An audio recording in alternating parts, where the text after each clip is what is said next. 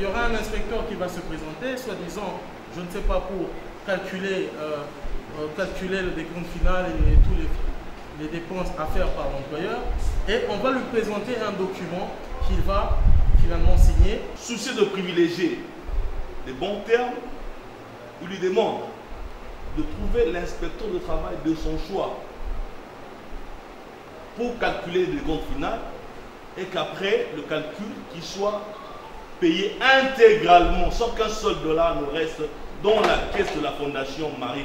Bijou Bomanga poursuit la fondation Maarif de Turquie au tribunal de travail de Kinshasa-Gombe pour non-paiement de décompte final. Les faits remontent à l'année 2013. Selon les avocats de la partie demanderesse Bijou Bomanga, leur client aurait été engagé à la fondation Maarif de Turquie le 3 septembre 2013. Il aurait démissionné en 2021 au motif qu'il serait victime d'un comportement inadapté de son employeur. Le demandeur Bijou Bomanga aurait été atteint par la Covid-19. Ses avocats soutiennent que leur client aurait informé son employeur de son état de santé. Son employeur lui aurait collé une demande d'explication et aurait suspendu le contrat de travail malgré le fait qu'il l'ait informé.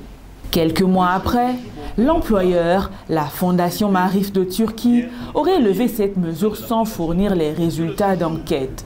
Les avocats de la partie demanderesse soutiennent que leur client n'avait jamais obtenu de congé durant les 8 années de service. Celui-ci aurait démissionné après plusieurs traitements inadaptés. Les avocats de la partie demanderesse Bijou Bomanga affirment que la défenderesse, la fondation Maarif de Turquie, aurait fait signer à son client un PV de conciliation. La défenderesse aurait payé un décompte dérisoire à son client. Les avocats de la partie demanderesse sollicitent du tribunal de dire la présente action recevable, ordonner le récalcul du décompte final et ordonner la différence de 2 mois de salaire retenu par la défenderesse et allouer des dommages et intérêts de 120 000 $ américains et ordonner la remise de tous les documents sociaux du demandeur. À l'instant T où je suis en train de décrire les choses, mon client n'avait pas encore saisi l'inspection du travail. Et donc, il y aura un inspecteur qui va se présenter, soi-disant, je ne sais pas, pour calculer le décompte final et toutes les dépenses à faire par l'employeur. Et on va lui présenter un document qu'il va finalement signer. Et ce document, après coup, nous apprendrons que ce document s'intitulerait un un acte transactionnel, PV de conciliation. Nous allons vous donner tous les détails le moment venu. Et donc, après cela, mon client ayant perçu le décompte final, une somme sans doute dérisoire, il va s'en remettre au conseil de son entourage et au conseil finalement des avocats. Et il va simplement se rendre compte très rapidement qu'il y avait une manœuvre au-delà de tout ce qu'on lui faisait subir par le passé. L'employeur avait encore poursuivi par de manœuvres indescriptibles, encore une fois, Monsieur le Président, pour justement, finalement, lui faire forcer sa main afin d'obtenir sa signature. Voilà pourquoi le tribunal déclarera cette action recevable et le tribunal ordonnera le recalcul du décompte final et le paiement de la différence par l'employeur, parce que un décompte final a été versé, mais quel décompte final? Le tribunal va ordonner le paiement de la différence des 2 mois de salaire retenus par la défenderesse. Le tribunal va allouer le paiement de dommages intérêts de l'ordre de 120 000 $ à payer en francs congolais, évidemment, au bénéfice de mon requérant en guise de réparation des préjudices multiformes subis. Le directeur pays, il faisait tout ce qu'il voulait parce qu'il savait qu'il était aimé par son chef.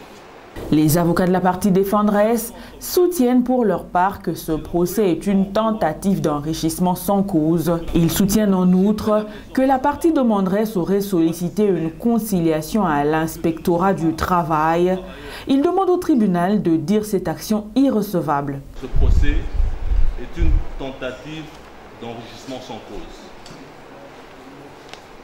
M. Bijou Bomanga était bien employé au sein de la Fondation Marie. C'était le chouchou du directeur pays. Il faisait tout ce qu'il voulait parce qu'il savait qu'il était aimé par son chef. Il s'absente comme il a dit. C'est l'employeur qui envoie ses collaborateurs chez lui à la maison pour savoir pourquoi ça fait 3 semaines que je ne vois pas mon travailleur. 3 semaines d'absence, je n'explique pas cela. Pas de confinement. Quand on vous dit qu'il y a confinement, Bijou Bomanga ment. Le confinement c'était en 2020. En 2021, il n'y avait pas de confinement. Soucieux de privilégier les bons termes, il lui demande de trouver l'inspecteur de travail de son choix pour calculer le compte final et qu'après le calcul qui soit payé intégralement sans qu'un seul dollar ne reste dans la caisse de la Fondation Marie de Turquie ici à Kinshasa. C'est ce qui fut fait. Monsieur Bomanga Bijou sollicite la conciliation au niveau de l'inspecteur du travail. Il est demandeur dans cette cause. La Fondation le saisit à nouveau pour dire, nous, les partis, conformément à l'article 33 du Code civil congolais, nous avons déjà conclu un accord entre partis. Cette loi qui nous régit à ce jour, nous avons conclu et nous avons exécuté ce contrat en bonne et due forme. À vous de constater, parce que l'inspecteur du travail a posé la formule exécutoire. Aujourd'hui, la matière est close. Votre honneur, monsieur le procureur de la République. Je ne vois pas pourquoi ce matin, nous allons nous lever et venir vous distraire. Lorsque mes confrères aborderont en droit sur les moyens de recevabilité de cette cause, vous allez constater que M.